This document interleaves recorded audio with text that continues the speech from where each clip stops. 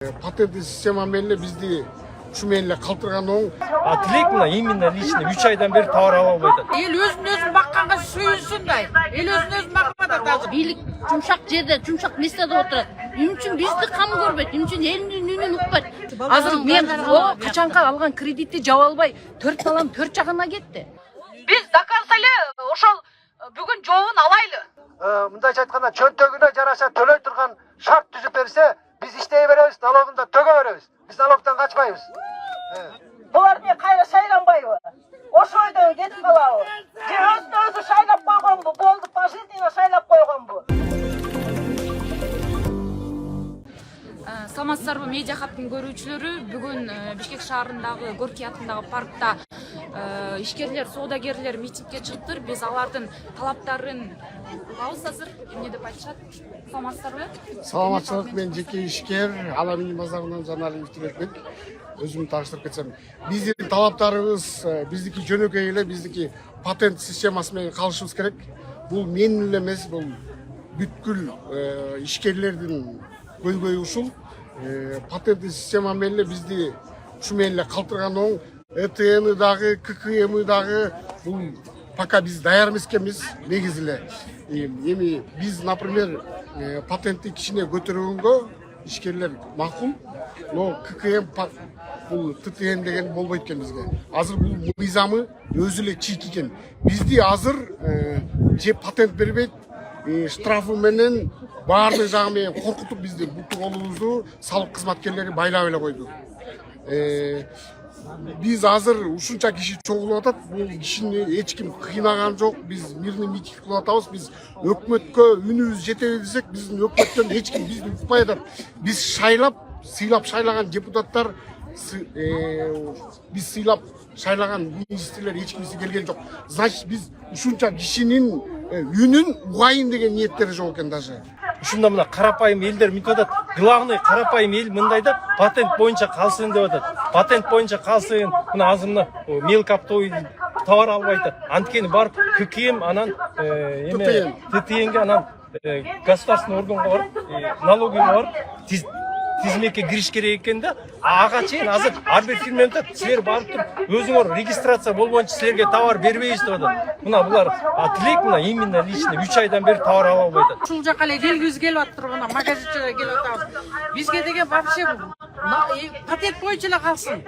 Бизге бүтө эле албайбыз. ККМ аппаратын, ТТНди биз басканды билбейбиз керек болсо. Бизге анын кереги жок. Биздин кичинекей магазин. Зачем бизге электронный склад? Ошол үчүн эndi ойлош керек да, эл өзүн бакканга сүйүнсүндай. Эл өзүн бакпай атат азыр. Биз деген 30 жылдан бери эмне кылып элдер кыйналып атат. Мына азыр да ушул убак менен ушуда келип атат. Мисалы, өкмөт бизге жакшы шарт, жакшы түспөсө бизге эмне кереги бар бизгечи?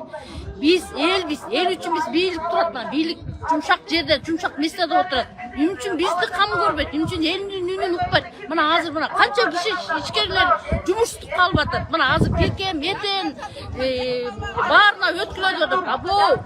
Болун баары жумушсуз калып атат да. Бизге алып келип аткан эмелер, жанагы ишканалардын баардыгы бизге неме менен алып келип атат, кагаз менен. Ошонун баарын ошолор төлөп атат. Ага кошумча дагы биз 4% төлөйт экенбиз. Ошого жетеби биздики? Жетпейт. Азыр бүт оорукчандар, эркек балдар мына бүт инвалидтер, жакшы өзү ден соолугу жакшы сезбегендер гана калып атат. Жакшы өзүн сезгендер, жакшы өзү башы иштегендердин баары четке кетип калды. Азыр айласы жок, жакшы ден соолуктары барларчы Германияга кетип атат, Францияга, Англияга кетип атат. Туурабы? Азыр жакшы мен азыр өзүмдү жакшы сезсем кетип калат элем. Жакында ушул коркунуч турат. Үй бүлөлөр менен кетип калат чет мамлекетке. Чындап эле. Азыр мен качанка алган кредитти жаба албай 4 балам 4 жагына кетти. Кредитти жабыш үчүн. Туурабы? Биринен бири кары зуланып атат. Бүт чет мамлекеттерге кетип калышты. Мына кредиттин айынан кетти. Биздин энесин аяйт экен, атасын аяйт экен, ушулар жакшы тамак жесе экен, элге окшоп жашаса экен деп туруп, баардыгы кетишти, балдардын баардыгы. Эми ал балдарды качан келет, качан коет биз билбейбиз да. Туурабы? Биз кредит жабылганда келет ал балдар. Ушул эле адамдардан сурап атасыңар силер. Төрт эле мына Акылбек Жапаров келсин ушул жерге. Өздөрү төлөсүн, чоң ишканаларды текшерсин, таможняларды текшерсин бардыгын, өз ордуна койсун. Саламатсыздарбы? Мен Дордой Моторс'та иштейм, Ташбаева Чынара Шамшиденовна. Биздин бул жерге бардыгыбыз чогулган базарлардан, магазинчилер ушу Бишкекте региондордон келдик. Биздин талабыбыз өкмөттүн бизге койгон налогу биздин тапкан пайдабыздан ашыкча болуп атат. Эл ошонусуна чыдабай келип атышат. Мына жаңы жылдан бери бизге ушул КМ, ЭТН деген ушундай эмелерди коюп атат. Алар бизге ылайыксыз. Биз мисалы үчүн карапайым эл өзүбүз акча таап, өзүбүз кредит алып, өзүбүз үй бүлөбүздү багып, өкмөттөн бир сом карыз акча сурабастан өз оокатыбызды өзүбүз кылып атабыз. Өкмөт биздин ушул эмебизге да көз атып, өздөрү жеп, ичип алышып, бизге карапайым элдин чөнтөгүнө кол салып атат. Бизге туура эмес саясат уюштуруп атат. Эч андай салыктын эмеси кымбаттап кетет. Супермаркет менен баасы бир болуп калат. Анда эл бизге келбейт. Ушунча эл жумушсуз калат. Анысы деле элдин баарын таратып атат.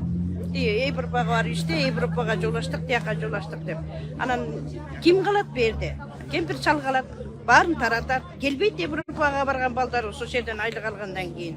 Бул деген туура эмес да. Лучше анан көрө ошо балдарды бияка тартып, биздин немебизди дагы угуп көйгөйүштү. Сыйлап келип койбойбу? Президентпи, Акылбек Жапаровпу, же эл өкүлдөрү ушунча элдин немесин укканга эмне мүмкүнчүлүктөрү жокпу?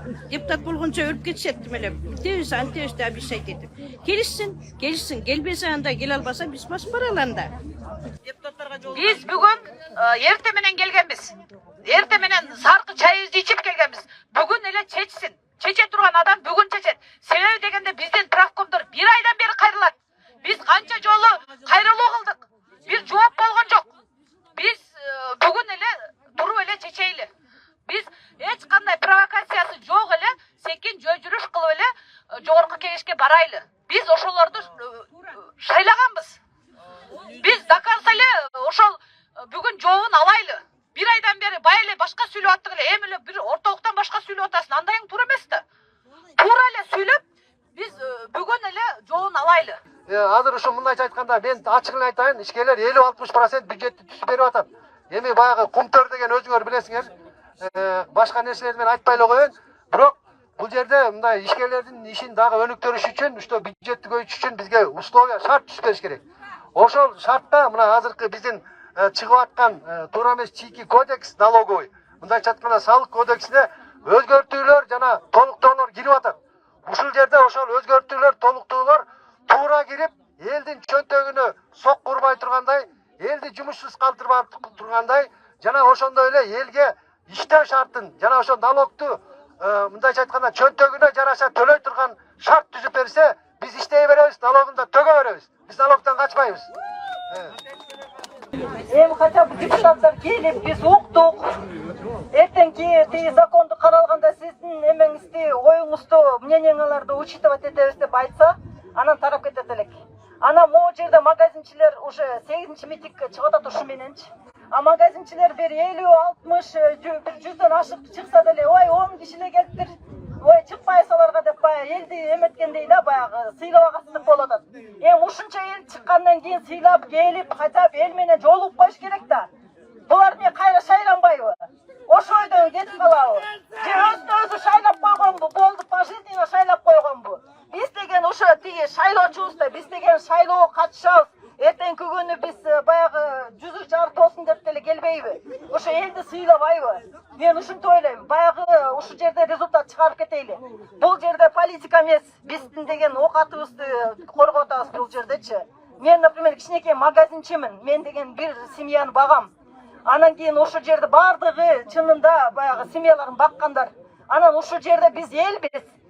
Эл менен биз элбиз. Ошо келип, элин сыйлап, жолугуп кетсин. Биз деген политиканы сырткарыбыз. Мен ушундай деп ойлойм.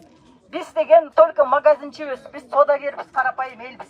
Данный момент. Эчтеке коммерческий дейтсиз, экономический. Данный момент.